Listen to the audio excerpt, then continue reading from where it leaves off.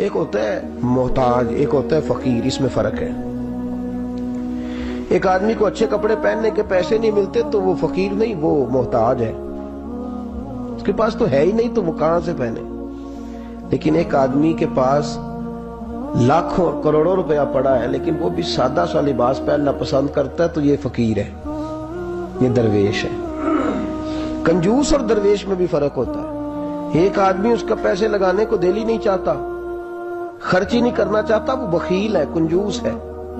لیکن ایک شخص وہ ہے جس کے پاس سرمایہ ہے، مال ہے، لیکن وہ اپنی ذات کو بڑھانا پسند نہیں کرتا، وہ درویش ہے، وہ فقیر ہے۔ حضرت سیدنا عبد الرحمن ابن عوف رضی اللہ تعالیٰ عنہ کے پاس اتنے پیسے تھے کہ نبی پاک صلی اللہ علیہ وسلم نے فرمایا تو پکا جنتی ہے پر سب سے آخر میں جنت میں جائے گا۔ حضور میری غلطی، فرمایا جتنے پیسے ہیں اتنا حساب بھی تو دینا ہے۔ جس کے پاس صرف ہینڈ کیری بیگ ہوتا ہے نا وہ فٹافٹ باہر آ جاتا ہے، اور جس کے جتنے زیادہ بیگ ہوتے ہیں اس کو اتنی دیر چین پہ کھڑے رہ کے انتظار کرنا پڑتا ہے۔ تو فرمایا کسٹم بھی تو نے ادا کرنا ہے نا بھائی، نکل کے آنا ہے اس جنگل سے، تو کیسے جائے گا؟ جتنا مال ہے اتنا حساب دینا ہے۔ تو حضرت عبد الرحمن ابن عوف بڑے مالدار تھے، 80 ہزار درہم تو آپ کے انتقال کے بعد آپ کی ازواج کے حصے میں آئے تھے، اتنے تگڑے مالدار تھے۔ اور دینے کا انداز یہ تھا کہ اپنی بیوی اور بچوں کو کھلی چھٹی تھی، کہتے تھے جو جس کا دل کا ایک کھاؤ، ایک دن میں 5 الگ الگ کھانے بھی تم پکانا چاہو تو تمہیں اجازت ہے۔ کنجوس نہیں تھے، بخیل نہیں تھے، لیکن خود جب کھانا کھاتے تھے تو دال کو پیس کر شوربہ بنا کر اس میں روٹیاں بھگو کے کھاتے تھے۔ لوگ پوچھتے کہ جناب ہمارے لیے سارا کچھ ہے، بخیل بھی آپ کوئی نہیں، مالدار بھی، یہ کیا کر رہے ہیں؟ تو فرماتے تھے سرید کھا رہا ہوں، یہ کھانا میرے محمد کی سنت ہے صلی اللہ علیہ وسلم۔ فرمایا یہ کریم کا طریقہ ہے، میں وہ طریقہ، میں فرض محبت ادا کر رہا ہوں، کسی کی ادا کو ادا کر رہا ہوں، یہ میرا انداز ہے، میری ذات کے بارے میں میرا یہی انداز ہے۔ سرکہ کھا رہے تھے تو بیٹے نے کہا ابا جی آپ کیوں کھا رہے ہیں، کتنے دن ہو گئے آپ نے بھنا ہوا گوشت نہیں کھایا، تو کھائیں۔ فرمانے لگے بیٹے کل لقمہ اٹھایا تھا گوشت کھانے کو تو مجھے اپنے نبی کا فقر یاد آ گیا، مجھے رسول رحمت صلی اللہ علیہ وسلم نے وہ جو مہینہ کھانا نہیں کھایا وہ یاد آیا ہے۔ تو حضور کی وہ چیزیں مجھے ان اعلیٰ غذاؤں میں مبتلا ہونے نہیں دیتی، تمہیں اجازت ہے۔ تم بھئی بادشاہی میں فقیری، آج لوگوں کے پاس اتنا کچھ ہوتا نہیں جتنا کچھ وہ اپنے آپ کو دکھانا چاہتے، دکھانے کا معاملہ ہو گیا، بلکہ قرض اٹھا کے لوگ اپنے آپ کو بڑا کر کے پیش کرتے، حالانکہ ایسا ہوتا نہیں۔ اسلام فقیری، بادشاہی میں فقیری، میرے رسول پاک صلی اللہ تعالی علیہ وسلم کی ایک حدیث ہے، اگر آپ اس کو سمجھ جائیں تو بہت ساری چیزیں جو ہیں ویسے کھل جائیں گی۔ ایک صحابی نے کہا حضور میرے جسم کو سکون نہیں، وجود کو سکون نہیں، ظاہری وجود کی بات کی، تو حضور نے فرمایا ازہد فی الدنیا فریح القلب والجسد، فرمایا دنیا سے دل دور کر لے، ازہد فی الدنیا، دنیا میں زہد کٹھا کر لے، دنیا داری سے ذرا اپنے دل کو دور کر، اللہ تیرے وجود کو بھی سکون عطا کرے گا اور تیرے دل کو بھی سکون عطا فرمائے گا۔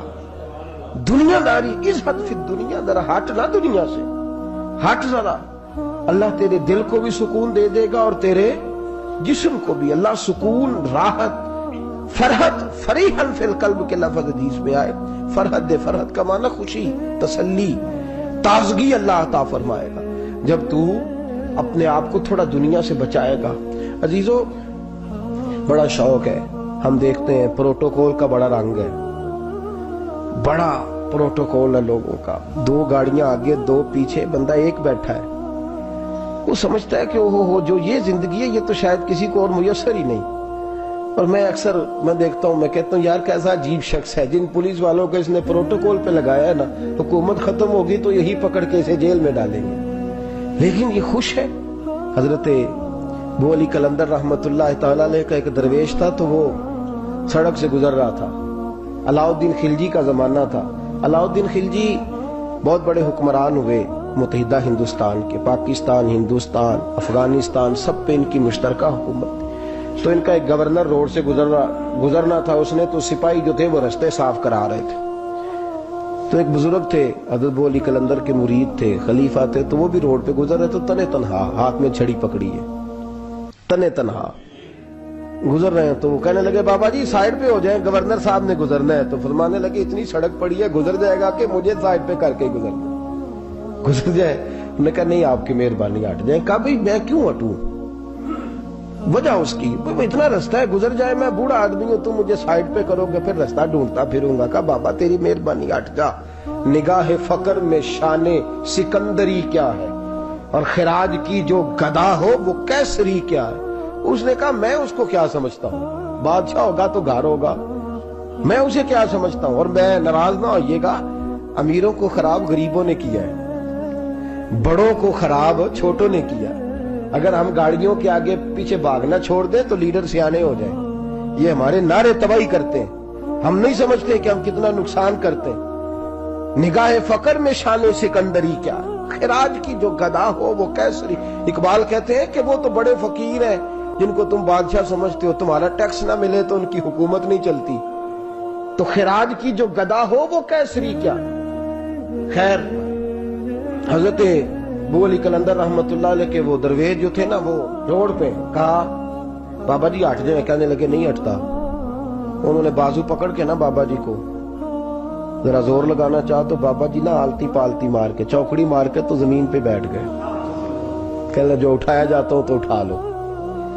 اب وہ تو درویش کبھی ضد کرتے نہیں، اور اگر کریں تو مسلم شریف میں میرے نبی پاک نے فرمایا رب اشغاز اکبر لو اقسم علی اللہ لابرہ، فرمایا رب کریم کا بندہ تو اللہ کو قسم دے دے تو اللہ اس کی قسم کو پورا فرما دیتا ہے، اللہ اس کی قسم کو پورا فرماتا ہے۔ تو میں جاؤ اٹھتا ہوں تو اٹھا لو۔ بحث ہونے لگی، لوگ کٹھے ہو گئے، رش ہو گیا، تو اتنی دیر میں گورنر صاحب کی سواری بھی پہنچ گئی۔ تو گورنر صاحب کہنے لگے بابا اٹھتا کیوں نہیں؟ فرمانے لگے کیوں اٹھوں، اتنا رستہ ہے گزر جا۔ میں بابا اٹھ کیوں شور ڈالا ہوا؟ کہنے لگے تو میرے نوکر کا نوکر ہو کے مجھے اٹھنے کا کہتا ہے، میرے نوکر کا۔ غصہ آیا تو اس نے بابا جی کو تھپڑ مار دیا۔ بابا جی اور ہنسے، کہنے لگے تجھے کہا تھا نا نوکر کا نوکر ہے، تو واقعی نوکر ہے۔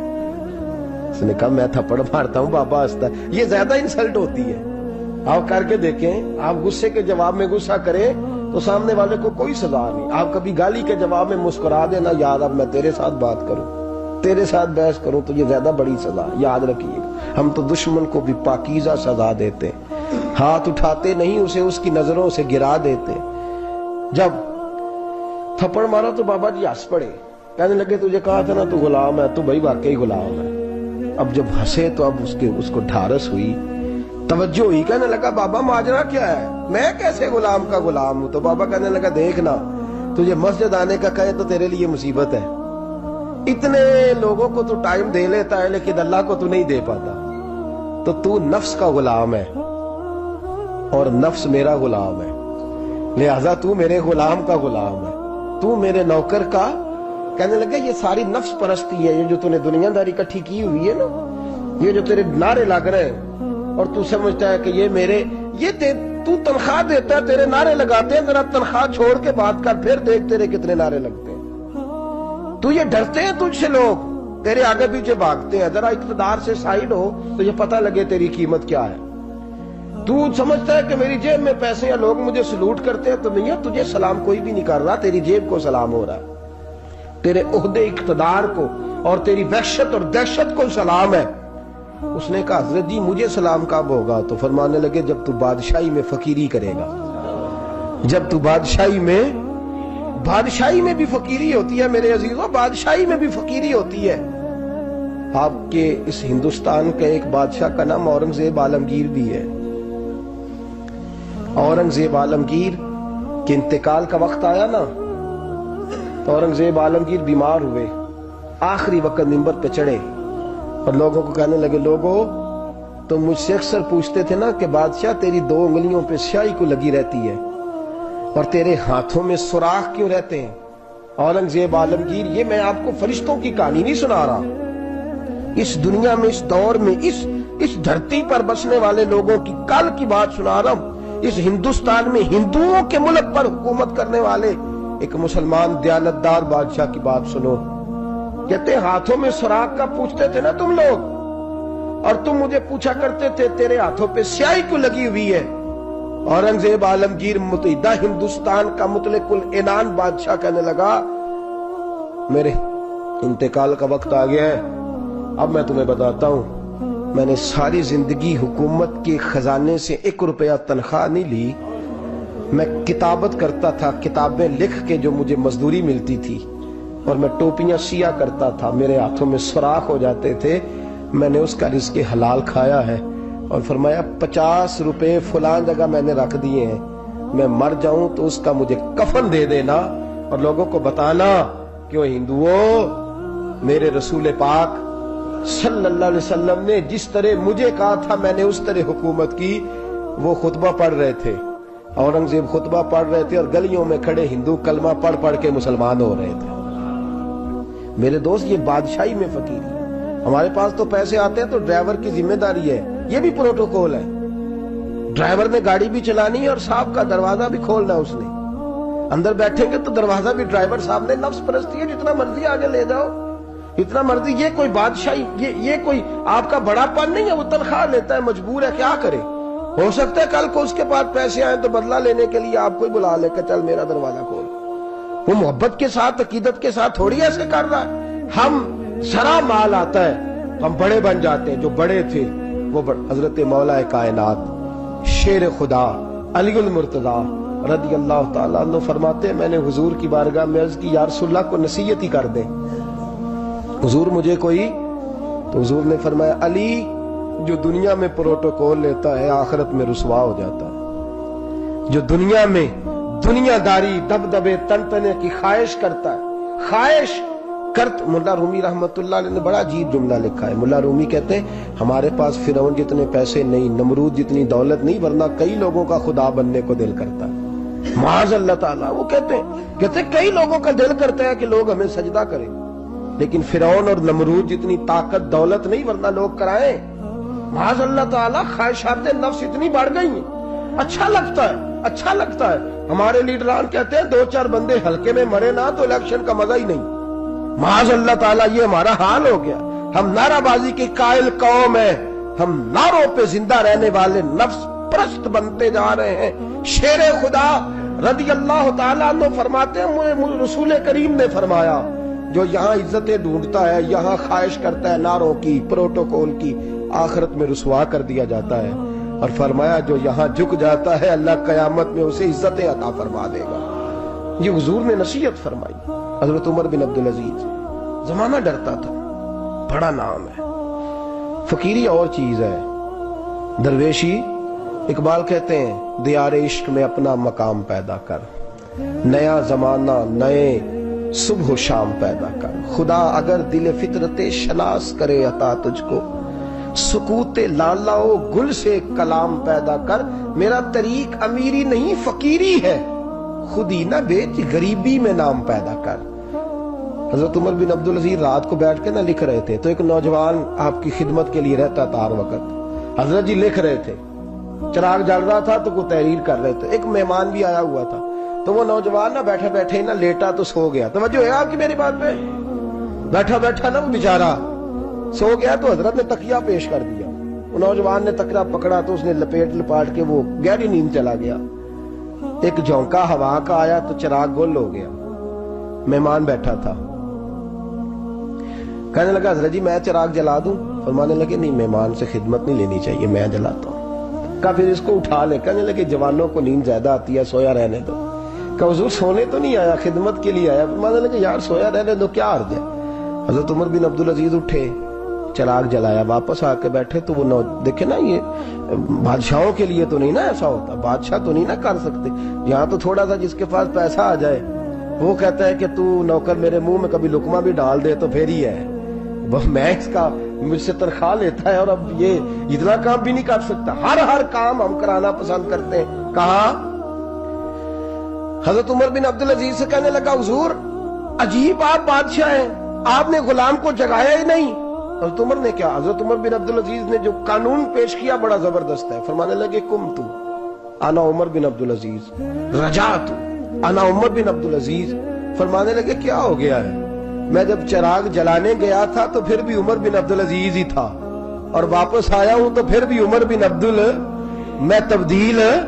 मुहद्दिस इब्न जौजी ने लिखा है, कहने लगे कुम तू जब गया था अना उमर बिन अब्दुल अजीज, फिर भी उमर बिन रजा तू, और मैं लौट आया हूं, वापस आया हूं तो देख लो कोई कमी तो नहीं हुई, मेरा बाप भी वही है, मैं भी अना उमर बिन अब्दुल अजीज। मैं बदला तो दियार इश्क में अपना मकाम पैदा कर, नया जमाना नए सुबह शाम पैदा कर।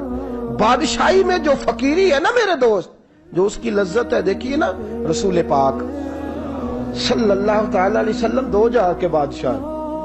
हुजूर फरमाते हैं मेरे दो वजीर जमीन पे हैं, दो आसमानों पे हैं। वजीर किसके होते हैं? बोलिए ना, दो मेरे वजीर, तिरमिजी की हदीस है, दो जमीन पे हैं, दो। हुजूर जमीन वाले वजीर कौन से हैं? फरमाया अबू बकर और उमर।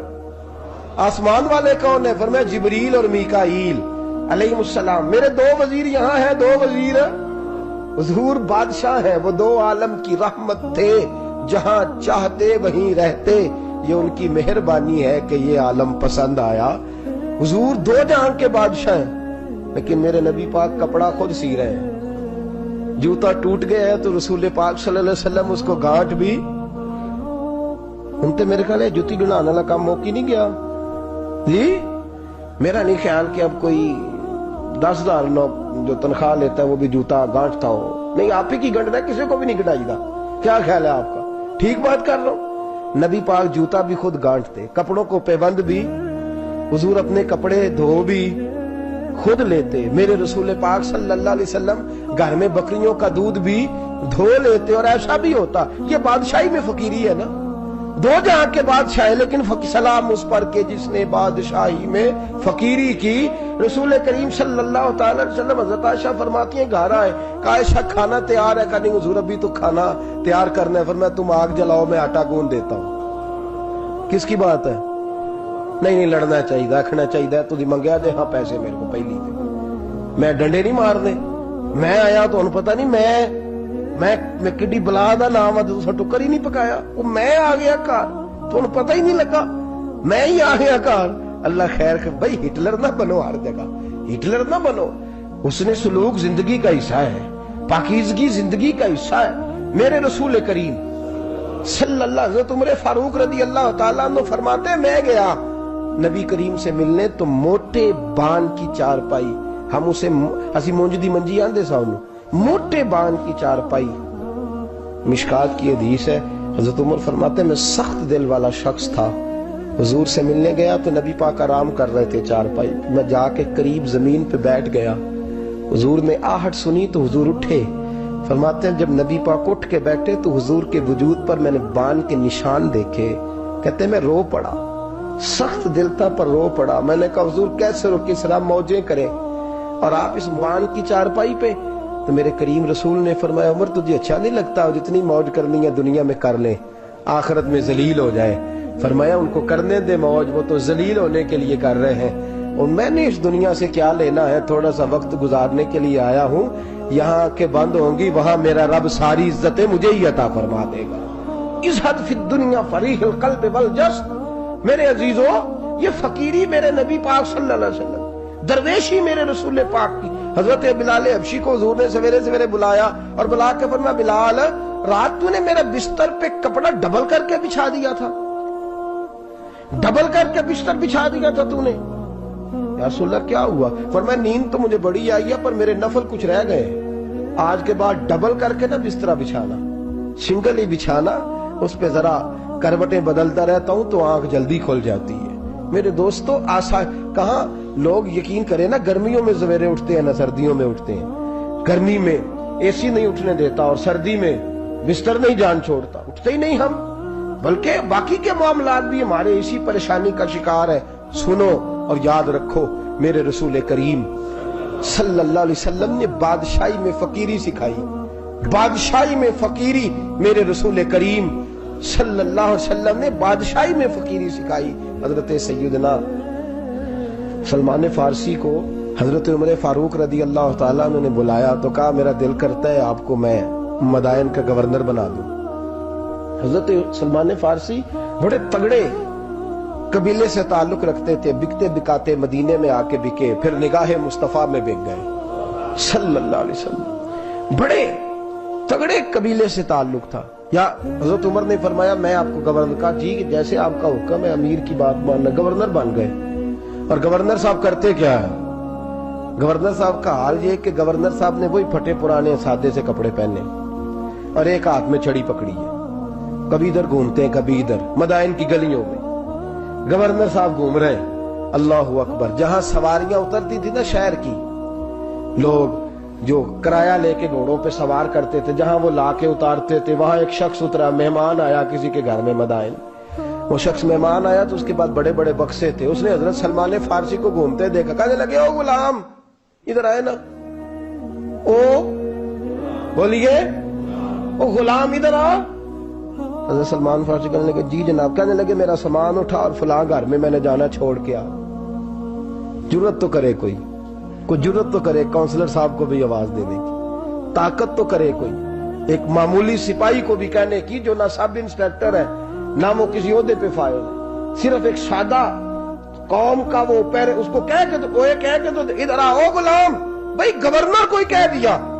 گورنر صاحب نے سر کے اوپر بکسا اٹھایا ہے اور گلیوں میں گزر رہے، کہتے ہیں بھائی غلام کو رستہ دے دو، ذرا سامان وزنی ہے، ذرا غلام کو رستہ دے دو، سامان وزنی ہے، پیچھے ہٹ جاؤ، ذرا رستہ دے دو۔ شہر میں داخل ہوئے تو لوگ دوڑے آئے، کہا حضور ہمیں دے دیں۔ فرمایا نہیں، اس نے مجھے کہا ہے غلام اٹھا۔ وہ شخص شرمندہ ہو گیا، کہنے لگا حضور مجھے کب خبر تھی کہ آپ گورنر ہیں، غلطی ہو گئی، میں غلام کہہ بیٹھا۔ حضرت سلمان فارسی رو پڑے، فرمانے لگے تو میرا محسن ہے، تو نے تو مجھے میری اوقات یاد کرا دی ہے، میں غلام ہوں، میں کھجوریں بیچا کرتا تھا، میں مدینے میں نوکری کرتا تھا، تو نے اچھا کیا ہے۔ فرمایا نا تو میرا محسن ہے، تو نے مجھے یاد کرا دیا، میں کیا نا اب میں ہی لے کے چلوں گا۔ رستے میں جا رہے ایک شخص دوڑا آیا، کہنے لگا حضور وزنی بڑا ہے مجھے دے دیں، یہ بادشاہ ہے، فقیری ہو رہی ہے، حضور وزنی بڑا ہے مجھے دے دے، میں اٹھا لیتا ہوں۔ تو حضرت سلمان فارسی فرمانے لگے پہلے وعدہ کر قیامت کے دن میرے گناہوں کا بوجھ اٹھا لے گا، وعدہ کر، تو کہے گا اللہ کے حضور کے یا اللہ سلمان کے جو پاپ ہے ان کا بوجھ میں اٹھاتا ہوں۔ کہنے لگا حضور میں تو اپنا نہیں اٹھا سکتا۔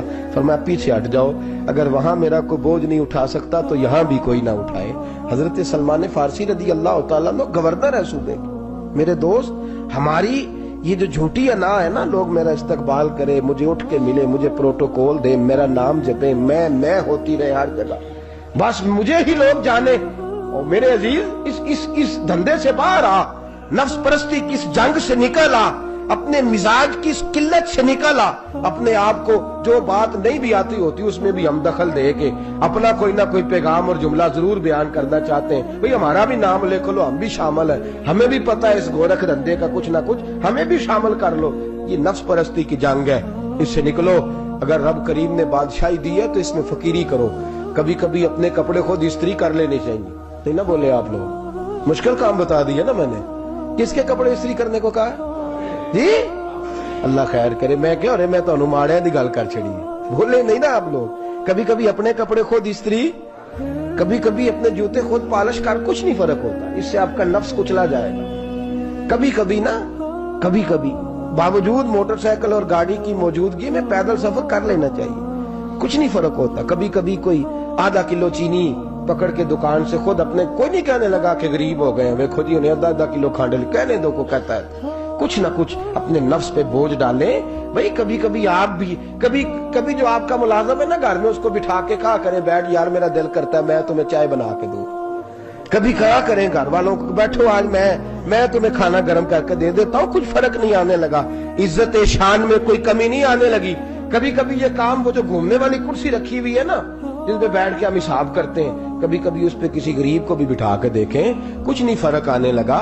یہ نفس پر کچھ کوڑے برسائیں تاکہ یہ کچھ سمجھدار ہو جائے۔ یہ جو ہم نے بڑی لمبی چوڑی اپنے لیے جھوٹی انا کے دروازے کھول رکھے ہیں، یہ روز ہمیں دور کر رہے ہیں۔ جو نفس پرستی کی جنگ ہوتی ہے یہ بندے کو اللہ کے دروازے سے دور لے جاتی ہے، یہ نبی پاک کی محبت دل سے نکالتی ہے، یہ ذہن کے اندر اچھی سوچ نہیں آنے دیتی۔ ذہن میں جب بھی کوئی بات آتی ہے بری آتی ہے۔ تکبر اور غرور والے جو لوگ تھے نا ان کا کبھی کچھ نہیں ہو سکا۔ جس نے کہا ہے مجھے چودھری صاحب کو، وہ بیچارہ اسی چکر میں رہا ہے، اور لوگ آگے گزر گئے ہیں. جس نے کہا مجھے سیٹھ صاحب کو وہ اسی گڑبڑ میں رہا ہے اور لوگ آگے بیت گئے ہیں. دنیا میں کوئی پیشہ برا نہیں. ملت کے جوانوں، یہ تم نے کہا ہے نا کہ یہاں اگر ہم کسی گلی میں مزدوری کریں گے تو لوگ کہیں گے مزدور ہے، لیکن اگر یورپ میں جا کے ہم کریں گے تو کسی کو کیا پتا چلے؟ اور دیس اپنے دیا ولہ نالو تمبے لالا کھائیے، امی غیر ملک دے باغاں اندر میوے کھان نہ جائیے. اپنی مٹی پہ چلنے کا سلیقہ سیکھو. کسی کے سنگ مرمر پہ چلو گے تو پھسل جاؤ گے. عزیزو، ہم آج اس بادشاہی میں فقیری کے حسن سے ناش نہ. حضرت عمر فاروق رضی اللہ تعالیٰ عنہ مدینے کی گلی سے گزرے، امیر المومنین ہے، مدینے کی گلی سے گزر رہے ہیں. ایک گھر کے اندر سے بچیوں کے رونے کی آواز آئی. بچیاں رو رہی ہیں اور بچی اپنی ماں سے کیا کہتی ہے؟ کہتی ہے اماں ابو بکر تو اب انتقال کر گئے. حضرت عمر کا پہلے دن ہے خلافت کا، اب ہمارا کیا بنے گا؟ ابو بکر تو وصال کر گئے. حضرت عمر فاروق رضی اللہ تعالیٰ عنہ نے رونے کی آواز سنی، دروازے پہ دستک دی، کہا بیٹو کیا بات ہے؟ تو بچیاں کہنے لگیں عمر ہمارے ابا جی ہماری 10-15 بکریاں ہیں، تو ہمارے والد صاحب ان کا دودھ دھو کے بیچا کرتے تھے، گزارا ہو جاتا تھا. جس دن ابا جی فوت ہوئے تو اس دن سے لے کر ابو بکر صدیق روز عصر کے بعد آیا کرتے تھے، ہماری بکریوں کا دودھ دھو کے دیتے تھے، کچھ ہم پیتی تھی، کچھ بیچ لیتی تھی، گزارا چلتا تھا. جس دن ابو بکر صدیق خلیفہ بنے تو ہم نے جا کے کہا ابو بکر اب کون دودھ دھوئے گا؟ تو سیدنا صدیق اکبر رضی اللہ تعالیٰ عنہ نے فرمایا بیٹے پہلے تو میں مرضی سے خدمت کرتا تھا، اب تو مصطفیٰ کی امت کی نوکری میری ڈیوٹی بن گئی ہے تو میں آؤں گا. بچیاں رو رہی ہیں، حضرت عمر کو بتاتی ہیں، کہتی ہیں اب ابو بکر چلے گئے ہیں تو ہم پریشان ہیں، یتیم ہیں، لوارث ہیں، بھائی کوئی نہیں، کون آئے گا، کون دیکھ بھال کرے گا؟ حضرت عمر فاروق گھٹنوں کے بل زمین پہ بیٹھ گئے، ان چھوٹی چھوٹی بچیوں کو سینے سے لگایا، فرمانے لگے میں ابو بکر کا کیا کروں؟ میرے لیے رستے بڑے مشکل کر گیا ہے. میں اس کے کس بادشاہ وقت ہو کے وہ غریبوں کے گھروں میں آ کے ان کی بکریوں کا دودھ بھی دوتا تھا، امیر المومنین ہو کے یہ رنگ بھی تھا. پر میں بیٹیوں فکر نہ کرنا، جب تک عمر زندہ رہے گا، عمر آتا رہے گا، یہ نوکری کرتا رہے گا. کچھ دن بیتے تو حضرت عمر فاروق کو یاد آیا اوہو مدینے میں ایک بوڑھی اماں بھی رہتی ہے جس کا کوئی گھر کا کام کرنے والا نہیں اور جس بی بی کا کوئی بال بچہ نہیں اور آنکھوں سے بھی وہ نابینی ہے. حضرت ابو بکر صدیق رات کے سناٹے میں جایا کرتے تھے، اس کے گھر میں جھاڑو دیتے تھے. یہ بادشاہ ہے، اس کی فقیری کا رنگ دیکھو. اس کو کنویں سے پانی بھر کے لا کے دیتے تھے. اور یہ لفظ آپ سنیں گے تو حیران ہو جائیں گے. اس بوڑھی اماں کے لیے نا ایک کونے میں گھر میں دور بار شیر میں ایک جگہ کھود دی تھی جہاں وہ بی بی پخانہ اور پیشاب کرتی تھی. امیر المومنین حضرت ابو بکر صدیق رات کو جاتے تھے اور اس کا وہ پخانہ وہاں سے اٹھا کے باہر پھینک کے آیا کرتے تھے. اس عورت نے پیغام بھیجا کہ عمر سے کہو میری بھی ڈیوٹیاں تو نے سر انجام دینی ہیں. عمر فاروق ساری رات کام کرتے، سناٹا گہرا ہوتا تو جھاڑو دبایا ہے بغل میں اور عمر فاروق نکلے ہوئے اس بی بی کے گھر میں جھاڑو دیا جا رہا ہے. حضرت انس بن مالک فرماتے ہیں میں نے آخری عمر میں بھی اس بوڑھے عمر کو دیکھا ہے، اس بڑھاپے میں بھی میں نے اس شخص کو دیکھا ہے کہ جب وجود کمزور ہو گیا، داڑھی سفید ہو گئی، لیکن پھر بھی اس کا انداز نہیں بدلا. اس نے ساری زندگی بادشاہی میں فقیری کر کے گزار دی، یہ پھر بھی کسی کے گھر میں جھاڑو دیتا ہے، کسی کی بکریوں کا دودھ دھوتا ہے، یہ کسی غریب میرے دوست یہ. اور جب سیدنا فاروق اعظم رضی اللہ تعالیٰ میں خطبہ دینے بیٹھتے ہیں تو کپڑے پھٹے ہیں، پیبند لگے ہیں، مزاج سادہ ہے، بڑا مال آیا ہے، بڑا مال، لیکن تقسیم کر دیا. اور یہی انداز آگے اپنے گورنروں کو دیا. حضرت سعید بن عامر رضی اللہ تعالیٰ عنہ آپ کے گورنر ہیں، حمص کے گورنر ہیں. جب لسٹ آئی نا غریبوں کی، حضرت عمر نے کہا کہ حمص کے جتنے غریب لوگ ہیں ان کی لسٹ بنا کے بھیجو، ان کو چندہ لگانا ہے. تو 17ویں 18ویں نمبر پر حضرت سعید بن عامر کا نام بھی آ گیا، گورنر صاحب کا. تو حضرت عمر نے سوچا شاید کوئی اور سعید بن عامر ہے. فرمانے لگے یہ کون ہے؟ جس کی ڈیوٹی لگائی تھی اس سے کہنے لگے یہ سعید کون ہے؟ تو کہا حضرت جی ہمارے صوبے کا گورنر. تو فرمایا اس کی لسٹ فقیروں میں؟ فرمانے لگے پتہ نہیں آپ نے کیا رنگ بھر کے بھیجا ہے، مہینہ مہینہ یہ شخص درختوں کے پتے کھا کے گزارا کر دیتا. کہ یہ میں فرشتوں کی کہانیاں نہیں سنا رہا آپ کو، میں آپ کو جنات کی یا عالم بالا کی باتیں نہیں، اس دھرتی پہ بسنے والے، اس دھرتی پہ وقت گزارنے والے میرے رسول پاک کے تیار کردہ ہیرو کی باتیں عرض کر رہا ہوں۔ حضرت عمر گئے ایک دفعہ، کہا مجھے بتاؤ تمہارا گورنر کیسا ہے؟ تو ہمس کے لوگ کہنے لگے ہمیں اپنے گورنر سے 4 شکایتیں۔ کون کون سی؟ کہ پہلی بات تو یہ ہے کہ گورنر صاحب کو چاہیے فجر کے وقت آئیں، یہ سورج نکل آتا ہے تو باہر آتے ہیں گھر سے، سورج نکل آتا ہے تو آپ کہہ کے تو دیکھیں کسی معمولی سرکاری ملازم سے بھی، پھر آپ دیکھیے آپ کا کیا بنتا ہے۔ کہا یہ سورج نکلتے وقت آتے ہیں۔ دوسری شکایت یہ ہے کہ دن کو ملتے ہیں رات کو نہیں ملتے۔ تیسری شکایت یہ ہے کہ مہینے میں ایک دن ملتے ہی نہیں گورنر صاحب۔ چوتھی شکایت ہے کہ روتے ہیں، کبھی کبھی اتنا روتے ہیں کہ بے ہوش ہو جاتے ہیں۔ حضرت فاروق اعظم نے کھڑا کر لیا، فرمایا صحیح تیری شکایات آئی ہیں، کہ حضور حکم۔ فرمایا سنا ہے، پہلے تو فجر کے وقت آ جاتا تھا لوگوں کے مسائل سننے، اب تو سورج نکلتے وقت آتا ہے۔ کہ حضور بیوی بیمار ہو گئی ہے اور گھر میں نوکر تو ہے کوئی نہیں، تو میں سویرے اٹھتا ہوں تو پہلے ناشتہ بناتا ہوں، بچوں کو کھلاتا ہوں۔ اس عورت نے 35 سال میرے ساتھ وفا کی ہے، اب چارپائی پہ ہے تو میں اس کے منہ میں لقمے ڈالتا ہوں۔ کہا اسے کھانا کھلا کے جب وہ دعا دیتی ہے تو پھر نکلتا ہوں۔ تو کہا سنا ہے تو ہفتے میں ایک دن ملتا ہی نہیں، مہینے میں۔ کہنے لگے حضرت جی جب مدینے سے آیا تھا تو ایک کرتا اور ایک تامت ساتھ لایا تھا، مجھے آج 2.5 سال ہو گئے ہیں، میں نیا لباس نہیں خرید پایا۔ میں نے عرض کی میں اس دھرتی پہ بسنے والے لوگوں کی داستان سنا رہا ہوں۔ کہا میں اپنی تامت دھو کر خشک ہونے کو ڈال دیتا ہوں، اسے آدھا دن لگ جاتا ہے، خشک ہوتی ہے تو تامت پہن کے قمیض دھو لیتا ہوں اور پھر قمیض ڈال دیتا ہوں۔ حضرت جی سارا دن بیت جاتا ہے تو باہر نہیں آ پاتا۔ حضرت عمر فاروق کی گردن جھک گئی۔ کہا سنا ہے تو رات کو ملتا ہی نہیں، یہ لفظ کہے تو حضرت سعید بن عامر کہنے لگے یہ میرا راز تھا، آپ میرے امیر نہ ہوتے تو کبھی فاش نہ کرتا، دن میں نے بندوں کے لیے رکھا ہے، رات اپنے رب کے لیے رکھی ہوئی ہے۔ میں رات کی تنہائیوں میں اپنے کریم کی بارگاہ میں جاتا ہوں اور میں سارے دن کے گناہوں کی معافی مانگتا ہوں، میں اپنی غلطیوں کی تلافی کا سوال کرتا ہوں، اس کے حضور جاتا ہوں، اسے دکھڑے سناتا ہوں، رات میری اس کے لیے بیت جاتی ہے۔ حضرت عمر کی اور گردن جھک گئی۔ فرمایا یہ بتا کہ تو ملتا ہی نہیں، کبھی کبھی تو روتا ہے اور بے ہوش ہو جاتا ہے۔ کہ حضرت جی 40 سال کی عمر میں کلمہ پڑھا ہے، جب 40 سال کے پچھلے گناہ یاد آتے ہیں تو کہ پھر میں ضبط نہیں کر پاتا، وہ خطائیں، وہ پاپ، وہ جرم، وہ خطائیں جب سوچتا ہوں نا کہ رب کھڑا کر کے پوچھے گا بتا یہ جرم کیوں کیا، تو وہ احساس مجھے پریشان کر دیتا ہے۔ حضرت جی میں پھر برداشت نہیں کر پاتا، پھر میں تڑپ اٹھتا ہوں، میری یہ کوتاہیاں ہیں، بتائیے کیا کہتے ہیں۔ حضرت فاروق اعظم نے گردن اٹھائی تو آنکھوں میں آنسو تھے، کہنے لگے یا اللہ مجھے اس جیسے کچھ اور گورنر بھی عطا فرما، یا اللہ اس جیسے کچھ اور گورنر بھی۔ عزیزو اپنا حال کیا ہے؟ ملک شام جب فتح ہوا تو حضرت سعد بن ابی وقاص رضی اللہ تعالیٰ عنہ کہتے ہیں کہ کچھ لوگ مجھے کہنے لگے کہ ہم آپ سے معاملات طے نہیں کریں گے، ہم جزیہ دیں گے، ٹیکس دیں گے، اسلامی حکومت کے زیر اثر آئیں گے، لیکن آپ سے معاملات طے نہیں کریں گے، اپنے امیر کو بلائیے۔ تو حضرت سیدنا سعد بن ابی وقاص کہتے ہیں میں نے خط لکھا، فرماتے خط لکھا حضرت عمر کو، میں نے کہا جناب آئیے۔ جواب میں حضرت عمر نے خط میں جواب لکھا کہ فلان دن فلان تاریخ فلان وقت میں ملک کے شام پہنچ جاؤں گا۔ حضرت سیدنا عمر چلے گھر سے، ایک غلام، ایک گھوڑا، ایک نیزہ۔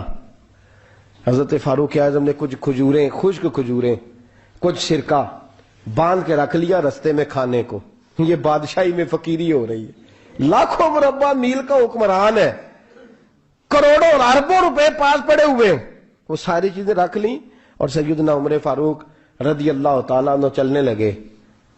اب غلام سے کہنے لگے بھئی میرا گھوڑا ذرا ماڑا ہے، کمزور ہے، طے کر لیں اتنے میل تو گھوڑے پہ بیٹھے گا میں پیدل چلوں گا، پھر اتنے میل میں گھوڑے پہ بیٹھوں گا تو پیدل چلے گا۔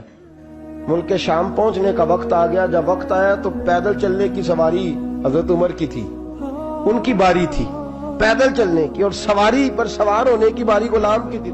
یہ لوگ رشتے کرتے ہیں نا تو کرائے کی کار لے کے چلے جاتے ہیں، بعد میں وہ پوچھتے ہیں کہ تسی تے کار تے آئے سو، ہم اپنے آپ کو بنانے کے لیے جھوٹی انعام بھی خریدنی پڑے تو خریدنے سے ہم پرہیز. ہم جو بتاتے وہ ہم ہوتے نہیں، اور جو ہوتے ہیں وہ ہم بتاتے. حضرت سیدنا عمر فاروق رضی اللہ تعالیٰ عنہ سواری پہ غلام ہے، خود پیدل ہے، اور حال کیا ہے؟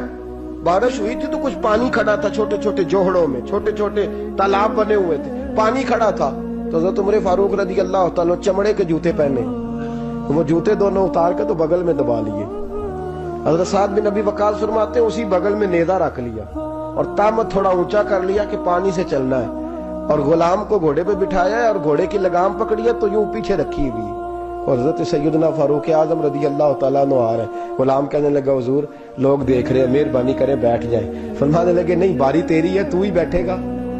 اس نے کہا حضور نہیں، وہ تو ٹھیک ہے، کوئی باری فرض تو نہیں نہ ہو گئی، آپ مہربانی کریں آپ آ جائیں، ذرا لوگ آ رہے ہیں. فرمایا تمہیں کہا نا. غلام کہتا میں نے تیسری دفعہ کہا تو حضرت عمر نے جلال سے دیکھا، اور جناب عمر کا جلال تو زمین کانپنے لگ جاتی تھی. کہتے ہیں کہا حضور آپ آ جائیں، تو کہتے تجھے کہا ہے نا چپ کر کے بیٹھا رہے. کہتے ہیں میں گھوڑے پہ ہی کانپنے لگا. غلام اب حضرت سعد بن ابی وقاص کہتے ہیں سورج غروب ہو رہا تھا، شعائیں پانی میں پڑ رہی تھی. حضرت عمر پانی سے، میں نے غور سے دیکھا تو دوڑا گیا. جا کے نا بچے نہیں مشورہ دیتے ابا جی کو، ابا جی انج نہیں کریدا، دور بدل گیا جی. کہتے میں دوڑا گیا اور جا کر کے حضرت سیدنا عمر فاروق کو کہا حضور مہربانی کریں، ٹھیک ہے آپ کی درویشی سے کون آگاہ نہیں، وزیر کھڑے ہیں، سفیر کھڑے ہیں، بڑے بڑے عمرا، بڑے بڑے ملکوں کے حکمران ہیں، آپ مہربانی کریں یہ تامت ذرا نیچا کریں اور جوتا پہن لیں، اگر خراب ہو گیا تو اللہ نیا بھی دے دے گا، اور مہربانی کریں ذرا غلام کو کہیں نیچے آ جائے. حضرت عمر کہنے لگے تمہیں کیا تکلیف ہے؟ کہا حضرت جی وہ وزیر مشیر کھڑے ہیں، یہودی ہیں، عیسائی ہیں، نجرانی ہیں، وہ بڑے بڑے مذاہب کے اور بڑے بڑے ملکوں کے ہیں، آپ کا بڑا نام سنا ہے. حضرت سیدنا سعد بن ابی وقاص فرماتے ہیں میرے ساتھ اتنا ترش رویہ حضرت عمر کا پہلے کبھی نہیں ہوا. کہتے ہیں ماتھے پہ شکن آیا اور کہنے لگے تجھے تیری مار ہوئے، ان 4 لوگوں کے لیے میں اپنے نبی کا طریقہ چھوڑ دوں، ان 4 دنیا داروں کے لیے نبی پاک کا طریقہ چھوڑ دوں.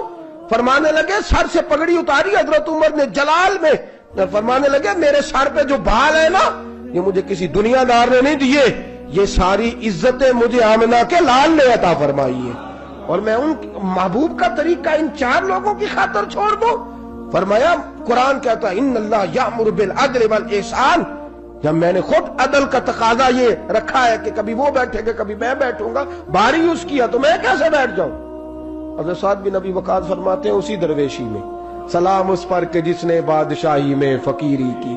کہتے ہیں اسی درویشی میں حضرت عمر پہنچے تو جو پہلے ڈرا کرتے تھے جب حضرت عمر آئے تو انہیں کامتے بھی دیکھا، روب اور بڑھ گیا، ان کے دلوں کے اندر حضرت عمر کا دبدبا اور بڑھ گیا، اور میرے کانوں میں کہنے لگے سعد پہلے سنا تھا لیکن دنیا سچی کہتی ہے جو حال محمد اور محمد کے غلاموں کا ہے صلی اللہ علیہ، وہ دنیا میں دوسرا کوئی حاصل کر سکتا.